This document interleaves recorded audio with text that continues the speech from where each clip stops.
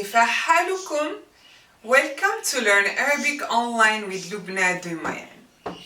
Form 1 is the simplest form of a verb and the generator of other forms.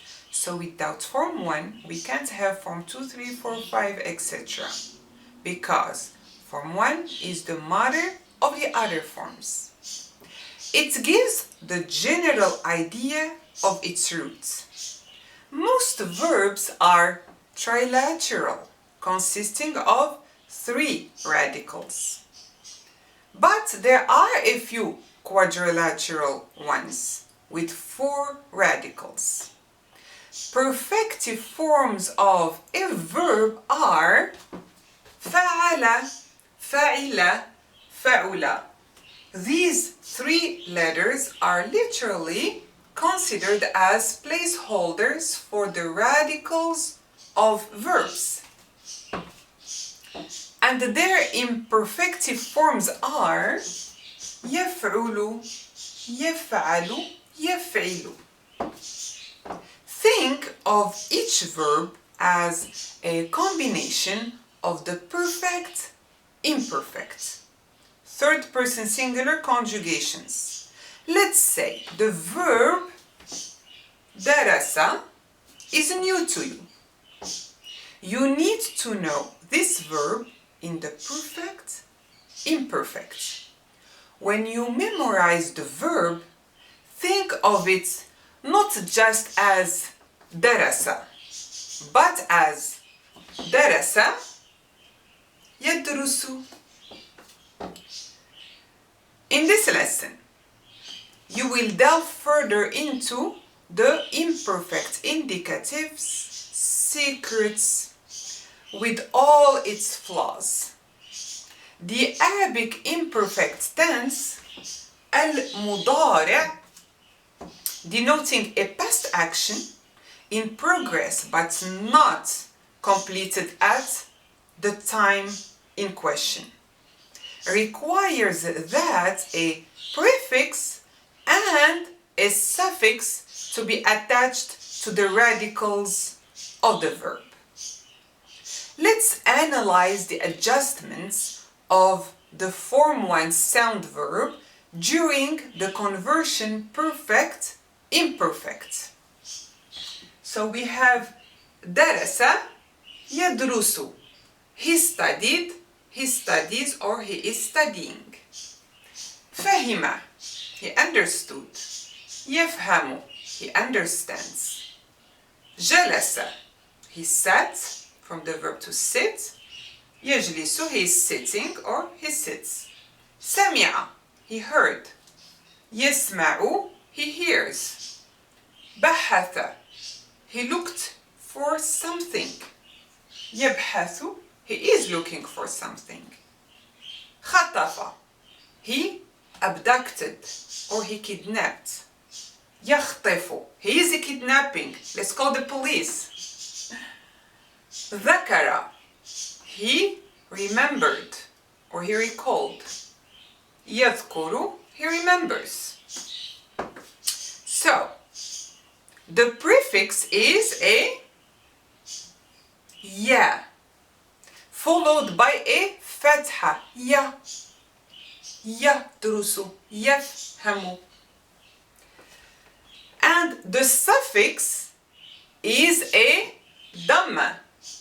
Suffix has not to be always a consonant. It may be a short vowel also.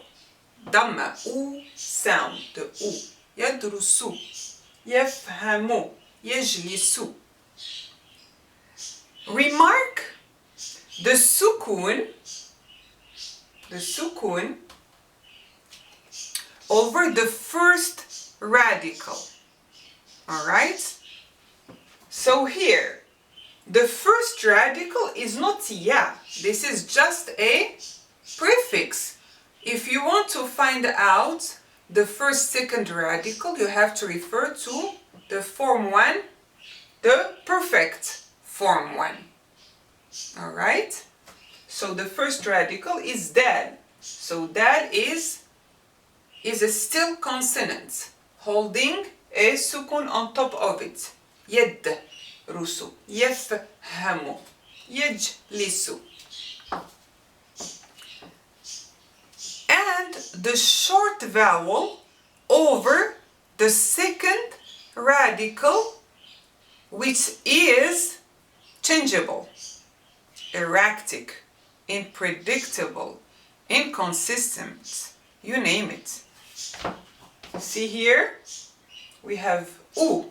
So this is the middle radical, Ra. So we have a U, we have a A. يدرس يفهم, we have a kasra in here. فتحة فتحة كسرة ضمة. It's a mess.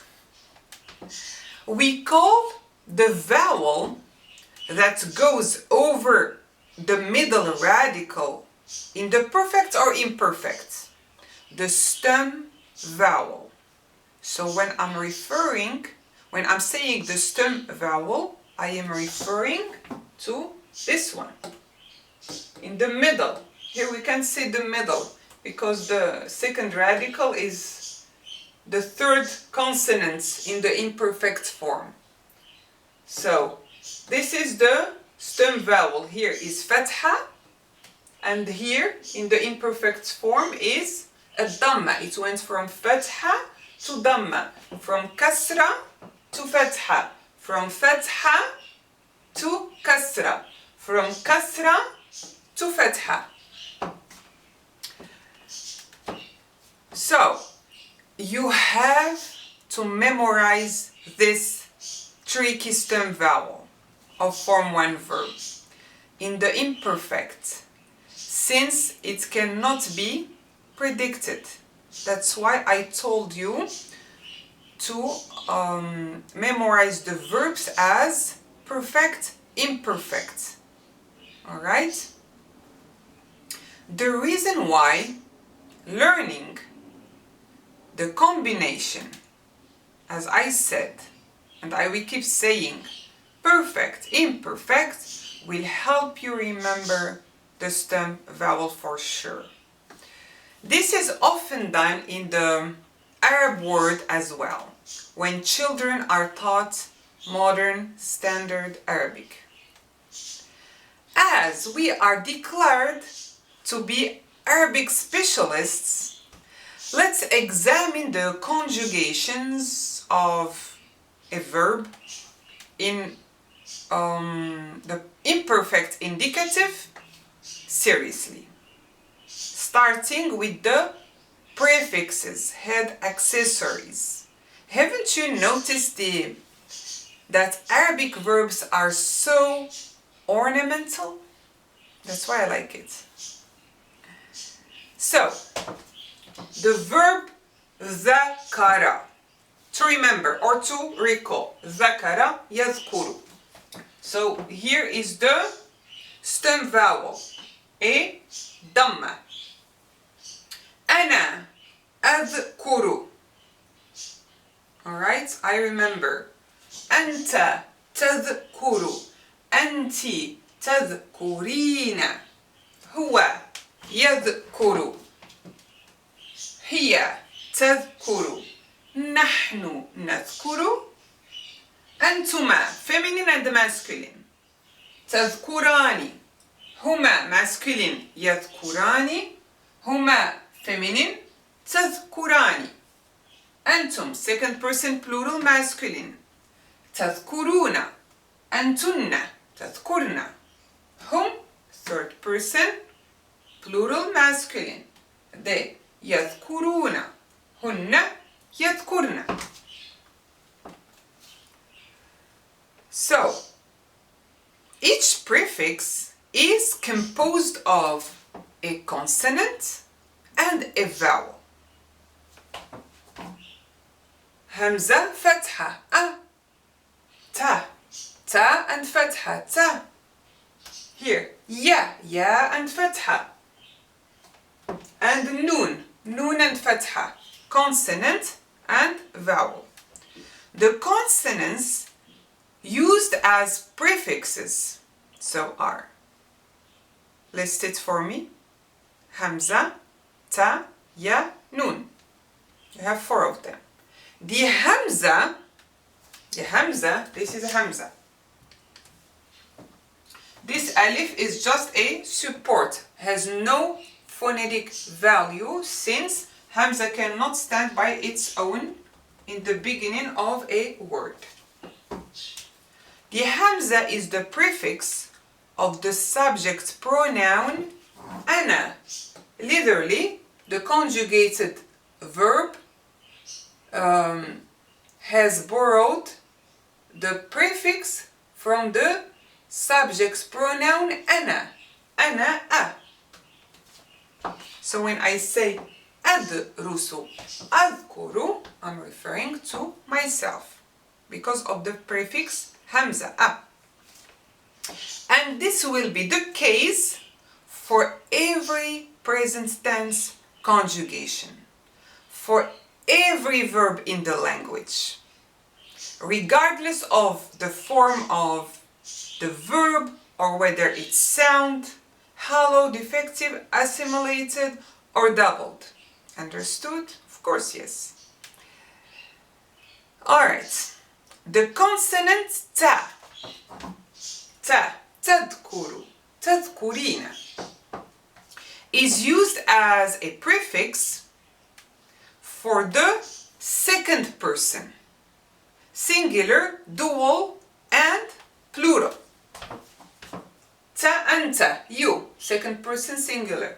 Ta, ta. Here.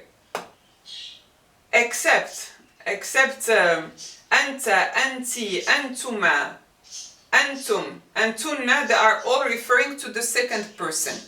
But here, third person, singular, feminine. So this is the case for every verb in the language also. And we have here huma and hiya referring to the third person feminine. So huma dual and hiya singular. The ya is the prefix for the third person masculine pronouns. Huwa and huma. Huwa yadhkuru, huma masculine dual, third person, yadhkurani. And the third person plural. Hum, they, hum, yadhkuruna, and feminine also, masculine and feminine, third person plural, hunna, yadhkurna. The noon, the easiest one to remember because we have just one. The noon is used as a prefix for the pronoun nahnu. It's very easy to remember because it's all about noon. We already have double noon in the subject pronoun nahnu. We borrow one and we use it as a prefix during the conjugation, the imperfect conjugation.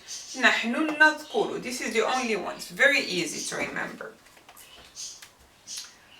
So this noon will be used for the imperfect conjugation for every verb in the language. All these prefixes come together with a fatha. We have just one short vowel that goes well with all of the prefixes. A, ta, na, ya. So, which we may refer to it as the prefix vowel. Alright? You may name it this way. The fatha is the prefix vowel for all Form 1 verbs. And for all verbs in Form 5 through 10. In Form 2, through 4, as you will see later. The prefix vowel is always a Dhamma, but it's not our concern right now. We talk about it later. The first radical has always a sukun, as you have noticed. Yef, yed, here, tad, ad. It is a still consonant, not that much excited, maybe not happy being preceded by a prefix, because before in the perfect it was in the first place and now the second. That's why maybe. So it is prefix plus unhappy motionless consonant.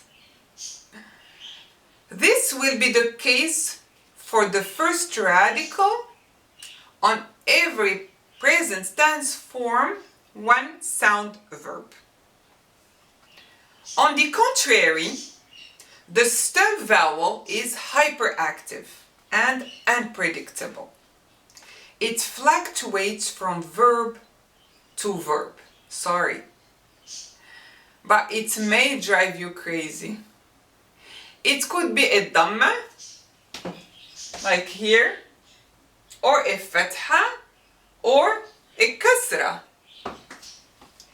You may bet on it. You know, somewhat, you will still be understood, even if you don't speak the right stem vowel.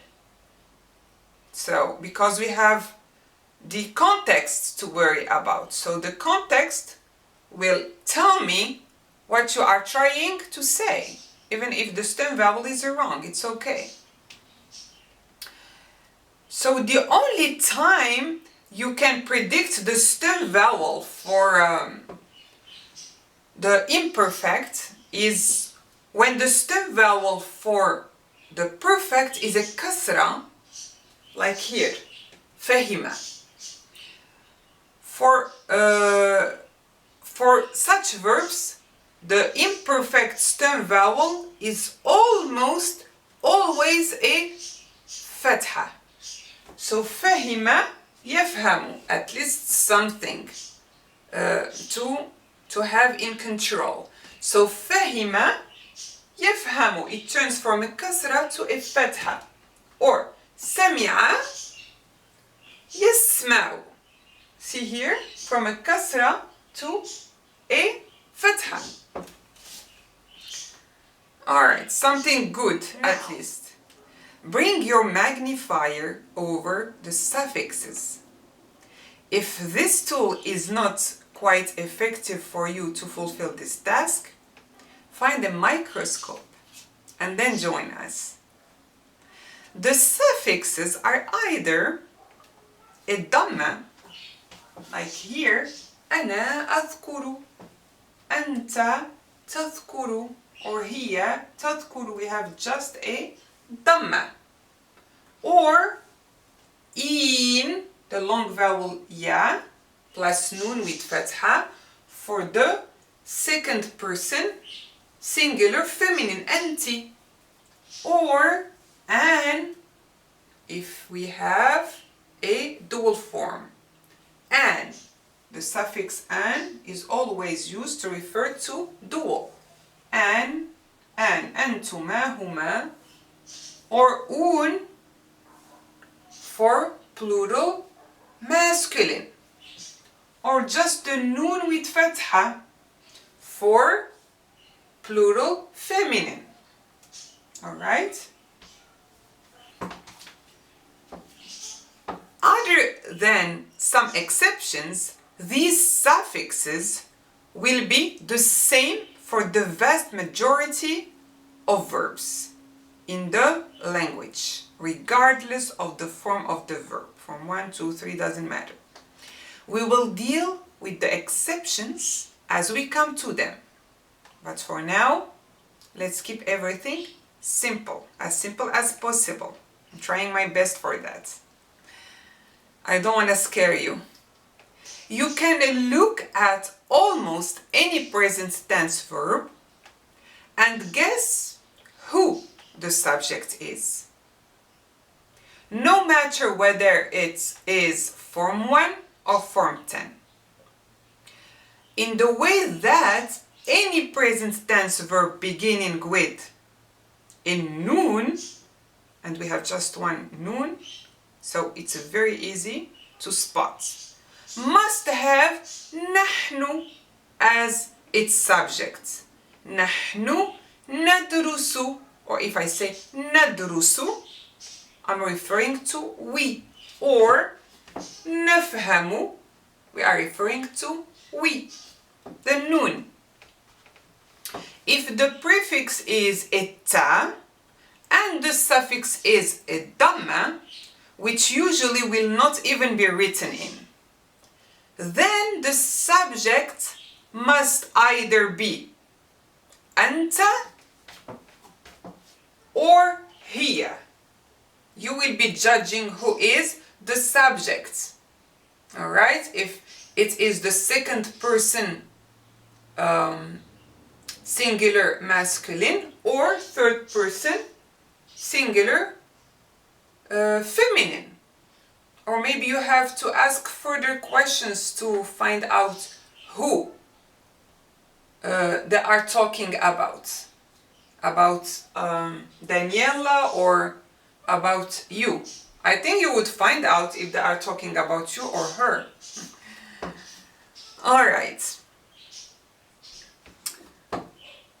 In fact, you should note that the conjugations for أنتما, second person, dual, feminine and masculine, and huma, will always look like one another. أنتما تذكراني, هما تذكراني.